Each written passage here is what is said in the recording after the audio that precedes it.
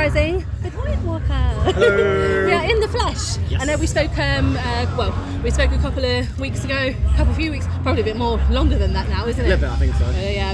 Yeah. You doing good? You cool?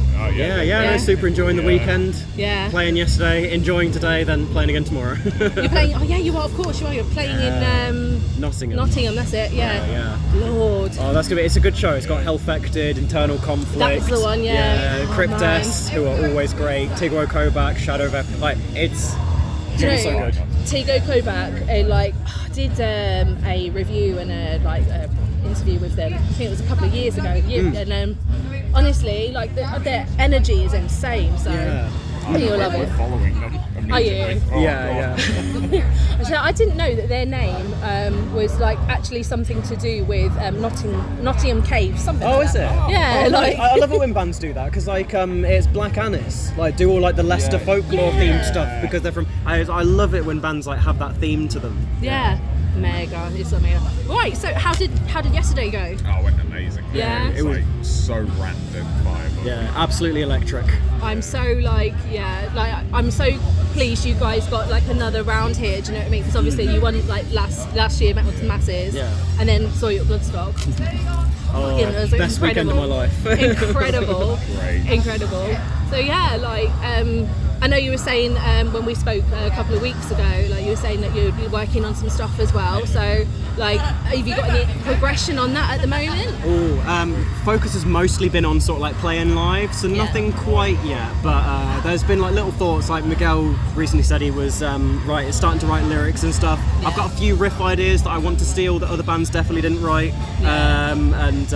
But yeah, it's slowly starting to get into it. We did release the EP this year, so we're now slowly getting the ball going again, but it's uphill before downhill. Yeah, I think you deserve a bit of a break. It went really well, the EP, and so obviously I've seen you Mm. popping up here, there, and everywhere at the moment. So mega. Yeah, it's been great. I mean, especially off the back of the Metal to the Masses win, we get to keep playing Metal to the Masses, which is sick. Oh, the guest headliner slots are, it's such a good opportunity to travel up and down the country. Yeah. Literally the other weekend we're in Edinburgh, which was an absolute treat to be there. La Belle Angel, the venue, is really, really nice. The sound is second to none. And it was that was almost like a little band holiday. Amazing. Yeah, I did see you that you'd popped up that you were in Scotland. I was like, wow, I didn't know you guys were doing a show, but that was I love Scotland as well. The scene up there, hate those sort of words, but the metal kind of community up there is really inclusive as well. Yeah. So it's just it's a really nice place to be, I think. So what have you got going on after this weekend? Are you May is possibly our busiest month so far this year because we've got 2 more gigs left. So tomorrow, then after that Friday, we're playing up in Birmingham. We've got a headline gig with Passive Fix, who are currently in the finals for Birmingham's Metal to the Masses. Yeah. They're really good friends of ours, as well as the Day Burns and 11 Years Tyranny. Yeah. So that'll be rounding off May. And then after that it's Northants Rocks Festival in July, and obviously the best one of the year, Rabid Fest. Hey! we are so looking forward to it, and because we've now got Skindred just up the road to contend with as well, so we're but it's going to be amazing, and we're really when Greg was we should book these, I was like, let's do it, and I'm so glad you guys are on board because we're really looking forward to we're really excited to be playing. It's going to be amazing, and I think also because you guys, I don't know, I've said to you guys before, you're not really kind of inside a box, do you know what I mean? There's so many different sort of techniques going on with you, so I think you'll bring something a bit new as well. That's what I like about the whole setup of the band and the way we write stuff and do stuff, is that we've got so many differing inspirations. I'm very sort of proggy, techy stuff. Joe's into his death metal, black metal kind of stuff. You've got all the other influences, everyone coming in. You've got a few core influences, and it just comes together to make this huge mess that we just call Voidwalker. But it seems to work. Organised mess, I love it. Organised chaos. My new favourite phrase. That's how it should be. So like we were like I say, we were talking a couple of weeks ago, but I know you weren't there, Miguel. So one of my kind of questions I was going to direct at you is like, you've got quite a diverse range of like gutturals. It's like filthy, but like also like you throw in some melodics. Like, how the fuck did you learn to do that? So the gutturals were actually like the thing I learned last. That was like fairly recent because I wasn't really doing much of that on the first EP. So the gutturals I just found out, it's tongue shape. So I'm just doing a regular scream, but I'm then I can't really. I'll write it down. Like it's like I'm folding my tongue to make it as fat as possible. Then my mouth's doing some weird reverberation stuff, and that weird sound gets made. But the melodic stuff is me yelling and a lot of head pressure. And then obviously we've also got Joe, our bassist, doing like melodic stuff too, which like adds in like a nice extra just like texture almost to the songs. Absolutely. Mate, how long have you guys been going? It's like since 2019, 20? 19 I think is like the official date. Because like we were practicing around 2018. And then we started playing live and sort of like really pushing stuff after about a year or so.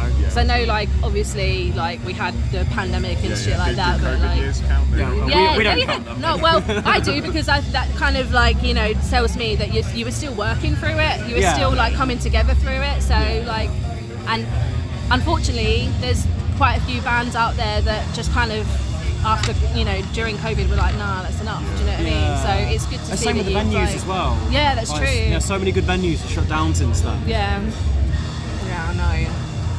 Sad face really, because it's it's what we kind of need is, I think, more more inclusion for metal around the UK, like for venues and things like that. So it's why I like Metal to the Masses and all the rest, like with the grassroots venues, because it means every year without fail, like Simon Yarwood, Resin Events and all the guys, for them, they bring in like a ton of people to places like Duffy's Bar and Firebug, which like again, like they're small. Well, Firebug's a relatively big venue, but Duffy's is just like a small bar. And to see such a tight-knit community absolutely packing out the place, it's amazing, isn't it? It's so good. It was a couple of weeks ago. I went to one of the State of It's matinee shows there.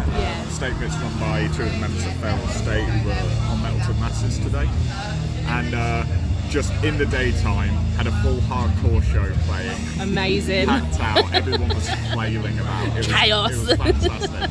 And then like immediately after that ends, the Metal to the Masses semi-final started at Firebug just across the road from me. It was great. It's literally within a stone's throw, isn't it? So like where I'm living at the moment, like in Kent, there's like nothing apart from the Red Lion, which is like it's probably about a 20-minute drive away. So I'm like, Stuart's just holding up the scene. Yeah, literally. It just seems to be a bit like, and they're doing like great stuff. But I do think there just needs to be a bit more inclusion with like venues around like Oxford, for example. Rabid Fest, like the Bully, is like literally the only, apart from Jericho Tavern, is literally the only venue or like middle-sized venue that will allow metal and things like that. Well, it's just like in Rugby years and years ago, a place called the Vault used to be the place where they'd have all the gigs, and it closed down. And then recently Grunk, good friends of ours, they've started putting on shows, like obviously not just like them playing but also other bands like in Rugby, and they've got like one of the it's like one of those working men's clubs where you can rent out the rooms. They just rent out the room, they get the PA gear and they put it on. It's the most DIY gig ever. Like they even did one in like a shop the other weekend. Well, that's amazing. Yeah, it was like a games shop or something like that. And honestly, like Ollie is putting in so much effort, and he's bringing like all these metal bands like into Rugby. And it's just like really Rugby good to and see. Metal. You guys should get on that. There's something there. We did.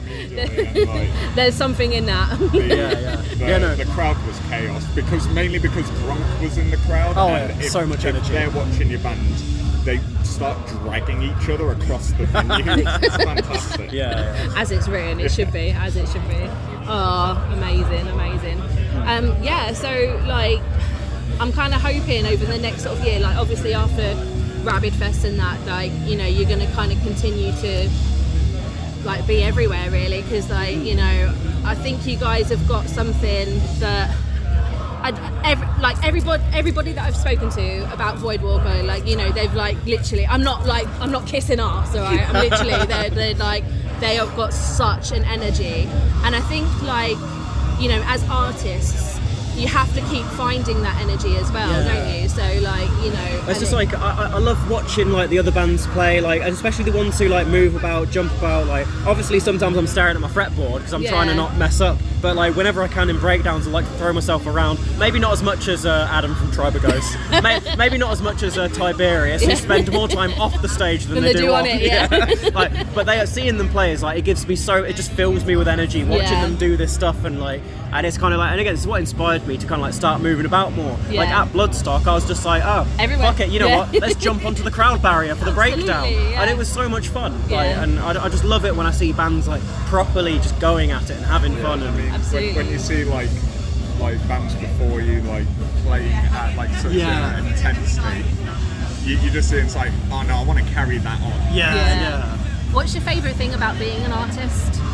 I'd say playing live. No, it's like, it's a bit of a boring answer, but there's like, I mean, obviously I love like the writing and the music and all the rest, but there is nothing that sort of like gets the adrenaline pumping quite like standing on a stage like Bloodstock, seeing a filled tent and going, hell God damn. Literally, like, just sitting there going like, oh boy, it just fills me with energy. It turn up for you, like, there's like maybe a minute or so when the track starts playing for our intro where I'm just like, fuck, and then after that, the moment we start playing, it's just like pure adrenaline. It's like, just got to get that first note. I find like no matter the size of the stage, be it Bloodstock or Duffy's, like every time I get that rush, and I hope I continue to get that rush right up until like I can't play guitar anymore. There's going to be many years until then, mate. So, what's the most challenging thing then that you've come up against at the moment? It's honestly like, it's just like organising when we're all available to play a show is actually quite difficult. Yeah, because we all work different hours. We've got a few of us on like 9 till 5s, others are working shift work, and like we manage to make do, but we do have to burn like quite a bit of holiday sometimes to get gigs. That's true. But like for me personally, I find it's the actual playing of the material, like learning it, because like obviously once I've learnt it, it's muscle memory. But up until then, because we were writing stuff that like was super difficult, and then learning how to play it, like that was kind of the biggest struggle. But now I got to the point where I'm just like, cool, I'm gonna keep it technical, but I'm gonna tone it down a little bit, like maybe like add in the flashy stuff afterwards. But there's a mix of things. Just kind amazing. We like flashy things. Yeah. We do. Especially when you've got like a filthy breakdown going on, like. Oh, that's what I love about Scorn. One of our latest tracks. Like, there's a bit in the middle where we've got like the chugging, and then everyone drops out, and there's a point where it's just like, again, it's just Miguel making these ungodly noises. Like he's just sitting there like two bricks rubbing against each other, like summoning Satan up from the ground. I'm sitting there like my face is just. Well, and everyone in the crowd is also like, it's so good. There's like unity right there. Proper stinker of a break. Like we've got this amazing photo from it's Tears of Fire Photography, I think it is, from yesterday, the night before. It's just a picture of Miguel with his mouth open, and the guy put as the quote like, "Oh, Miguel like about to unhinge his jaw." Just made me laugh so much. Swallow the crowd. Just. Love it. It had me thinking of that Burger King, like eating like a snake. It was very odd. That's going to become a meme, I think, like in the Leicester kind of community. Mega. So what are you guys up to now? Like today, you just chilling and very much relaxing. It's one of the few weekends where we're not gigging this month, so we decided to come to a festival. Amazing. It's like, I love this festival, like, you know, there's always such a good atmosphere, you know, and like, you know, everyone's really nice. It's run by really nice people. And it's like, and it's a beautiful day today, so we've been lucky. Super enjoying the sunshine. Exactly. So, well, thank you so much for chatting to me, guys. Thank you, it's been a pleasure. Honestly, always.